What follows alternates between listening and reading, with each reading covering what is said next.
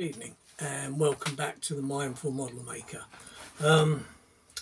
As I said, I've cleaned this off, washed it off, dried it, and now I'm just going to do a bit of painting to see how the colours, because what it shows you is the actual piston is a kind of a shinier silver. I've got some various things. Over the years, silver paint is perhaps not as good as it used to be. So have a look at this. I've got a feeling this is a varnish. Yeah, that's a varnish. It doesn't say matte varnish, it just says matte, but I thought that it was. Right, let's have a look at this one. Now this one looks... Yeah, I don't quite know what this is. I'm sure. I think again that is another varnish. Yeah, it's definitely another varnish. I think that must be a gloss one. Right, so that leaves me with one colour really at the moment. I was going to go to the model shop today, but I ran out of time, so I'm going to have a look at this just to see what this comes up like. I can always give it a coat of that, and if it's not good, then I can recoat. This is a Revel colour, and it's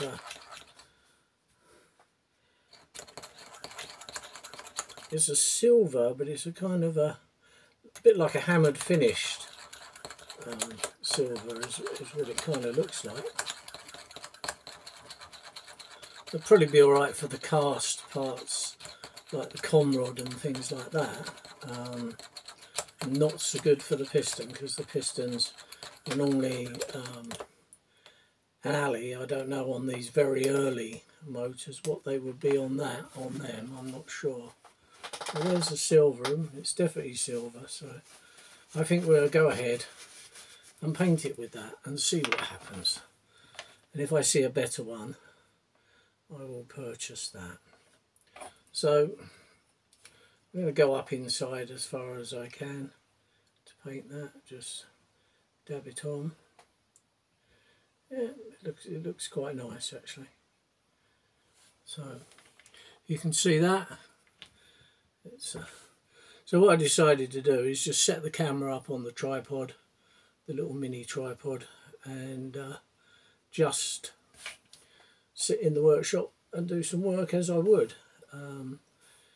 It's very therapeutic if you've not done. I mean, you don't have to do modelling. I mean, do whatever it is you want in a workshop, or just paint a small, easier model if you want. If you've never done it before, start with something small. I mean, I've been doing it most of my life, so it's just something that I find very therapeutic. I've been indoors decorating because we just moved here, and I have to keep a certain person happy, so I've done a bit of decorating, which has earned my right now to come out and play in the workshop. So there we are. But also it's a kind of a wind down time anyway. I've done a lot of prep. I've done a couple of walls already, which didn't need any prepping. For some reason, the person who lived here before just must have had a million things on the wall, and most of them have been raw plugged in. So of course I take the raw plugs out and fill every single hole, and I use that very fine filler. It's beautiful stuff. When you pick up the pot you think it's empty, but it's not. And yeah, I think this silver is quite nice actually. If I can get a shinier chrome type silver to do the piston rib, that would be very nice. But I think this is coming up pretty good. So you can see where I've done and where I haven't done. And yeah, I think this is gonna look pretty good. So I'm settling for that.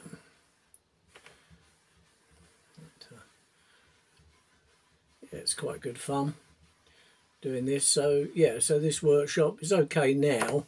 Obviously in the winter, because I'm in a concrete garage, so What's that going to be like in the winter? I don't think it's going to be warm, so I'll probably have to sort myself out a little fan heater, which I've used before. The good thing about a fan heater is instant heat. When I had my first proper workshop, which was like a log cabin, which I built and put together, that was lovely. In the summer, a bit warm. In the winter, I got myself one of those Calagas fires. The only problem is with that, they produce a lot of moisture. And because mainly I had a lathe in there and I was doing more model engineering than this type of modelling at the time, it creates a lot of rust. They're very warm. Again, instant heat, light it up, stand in front of it. It's beautiful. But the drawback is it produces a lot of moisture. And it does make a lot of rust. So in a workshop which has primarily got lots of mild steel and various other bits and pieces in, it wasn't that good an idea. Right, so there's the conrod with a coat of silver. I think that probably looks quite a realistic conrod. So I'll put that up there to dry, like so. I wonder if it'll stand. Yeah, it'll stand like that. And then I'll do these other bits. What I'll do, the bit that I'm going to hold, that goes inside the other bit. So I'll just leave that like that. And then I can paint these bits like this. Because what I might end up doing is obviously where it has to go through bores and various bits, I might have to sand it down later on. But if I paint it all to start with, then we'll get it into a position, and then when dry run each piece, and then paint and go like that, which is what I usually like doing, because I think this is a kind of model that you're going to have to do that with, because some bits are not going to work until they're fitted together. But yeah, it kind of got a nice silvery shine to it, and I'm quite pleased. So I don't know if you can still get this model. I know I'm showing it and videoing it and all the rest of it. I've known about it for years because like I say, I built the original one a long time. I was in my teens when that came out, and I'm nearly 70, so that was some time ago. And then this one came out, and my son asked me at the time what I would like for Christmas, and I said I'd really love to get that. And I assumed it would be exactly the same as the other one. I think it's very similar. The only difference is, as I said, the other one was motorised, but there were other models that they brought out at the time which had a motor to turn it. But what I think is it wasn't man enough to actually, it probably wasn't man enough to turn the actual engine over. So perhaps that's why they done away with that. But yeah, I'm quite pleased with this at the moment, so this is looking good. So then what we'll do, whether it'll be tomorrow or Thursday evening, I'm not sure yet, because I've got some more stuff being delivered tomorrow, and of course certain people will probably want it put together there and then. So I'll probably have my toolkit out, putting something together tomorrow night, so that will probably eat up my modelling time. So yeah, so I think that's what's going to happen tomorrow night anyway. But we're looming against to the weekend again, which is good. I remember we just had that nice 3-day break, which was good, because I managed to get this workshop tacked together. It's nice and comfortable actually sitting here. And up here at the moment it's so warm. I'm in Lincolnshire and it's so humid out at the moment. It's just different air. It just feels just so nice. All right, might be a bit of novelty in. I might not think the same in the depths of winter. I'm not sure yet. Obviously, I think you'll probably notice that there's more of a winter up here than what we've probably been, or what I've probably been used to. So we'll see on that one. This paint seems to be going on very nice. I'm not fiddling about too much with it, just brushing it out a bit just to get it quite smooth.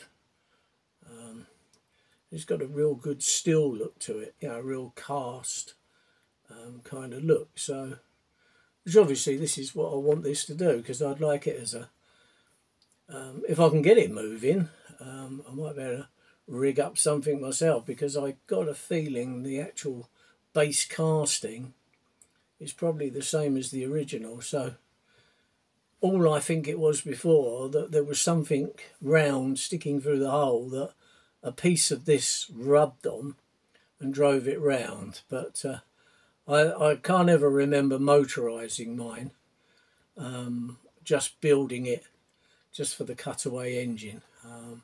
I'm going to leave that like that for now, and then I'll paint the other bit when that's dry. But I don't know what you think, but I think that's come up pretty good. So this is one of the Revell enamel colours.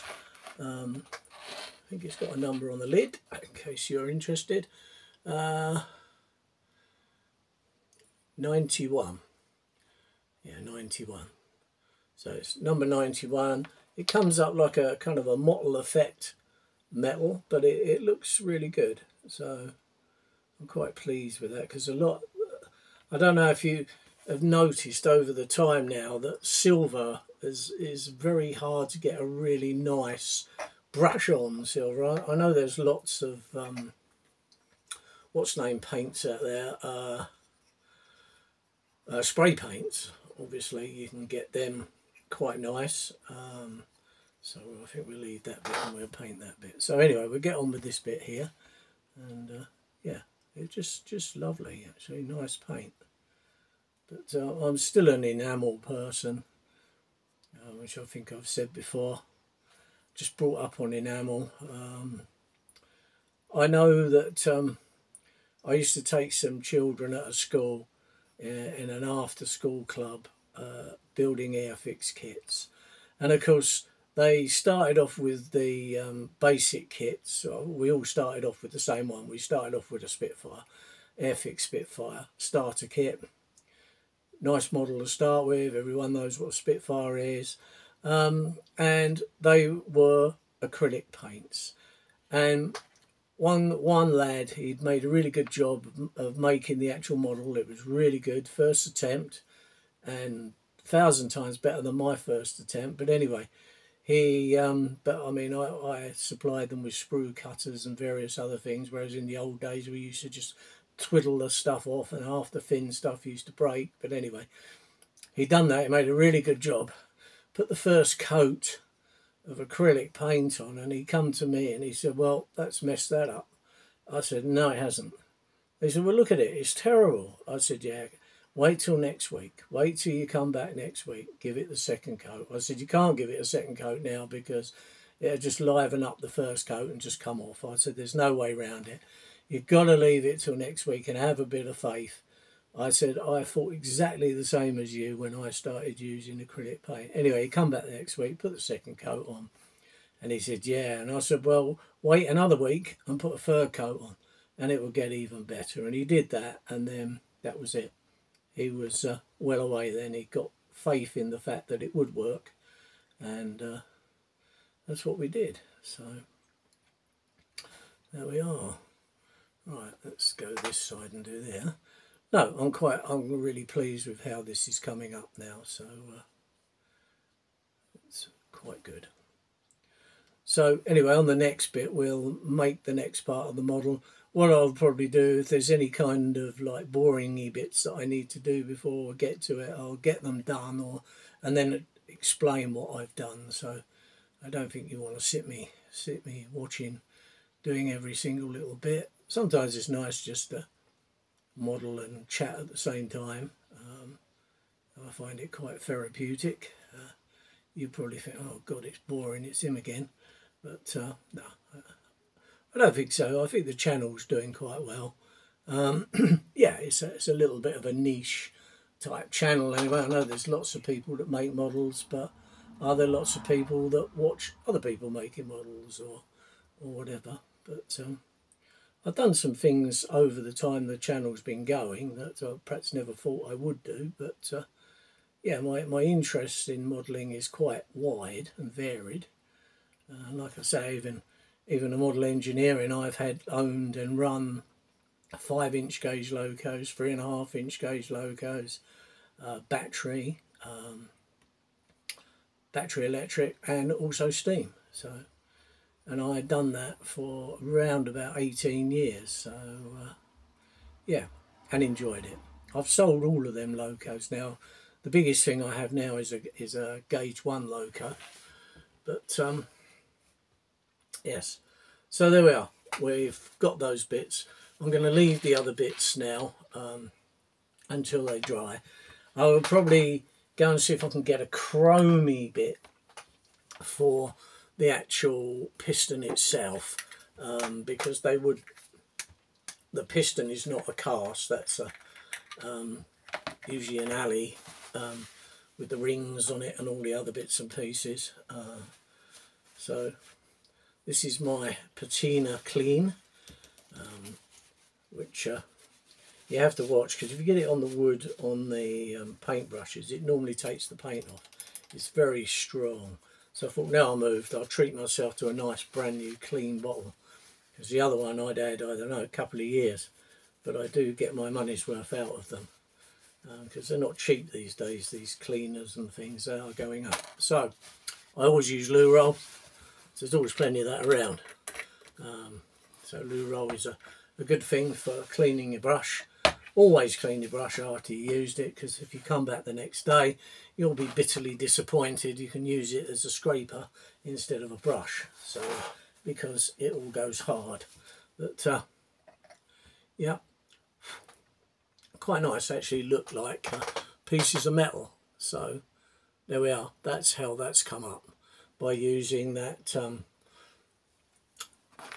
a Revell number 91, it says on the lid. So it's it's quite a nice silver actually. So that looks a bit more like, I believe, the inside of that engine would look like. Anyway, that's it for now, and I'll see you in the next video. It might be tomorrow, if not, depending on how well I get on with my putting things together. If not, it'll probably be the next day.